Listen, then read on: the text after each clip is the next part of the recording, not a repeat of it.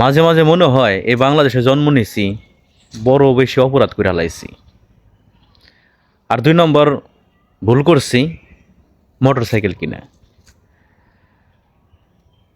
এই motor cycle এই বাংলাদেশে যারা চালায় তারা বিলাসিতা করে না, এটা প্রয়োজন।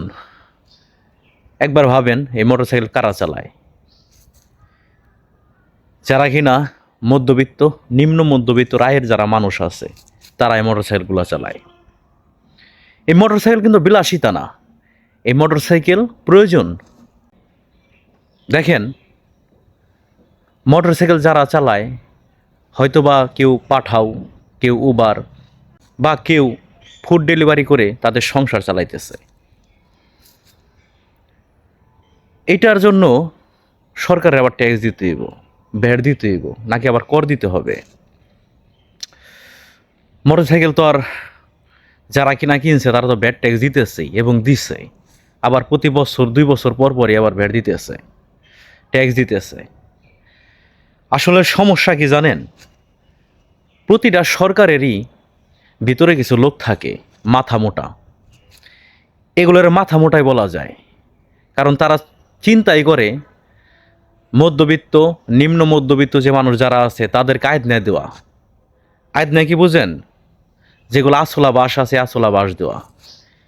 এতে তাদের একটা লাভ হয়, সেটা হলো জনগণ এবং সরকারের মাঝে একটা দূরত্ব তারা বাড়ায় দেয়, যাতে কিনা জনগণ সরকারের প্রতি একটা অনীহা প্রকাশ করে এবং দেশে একটা অরাজকতার সৃষ্টি হয়। এটা শুধু এই সরকার বলে কথা না, প্রতিটা সরকারেই এই ধরনের মাথা মোটা কিছু লোক থাকে, যাদের কারণেই সাধারণ জনগণ যারা আছে তাদের অনেক কষ্ট করতে হয়।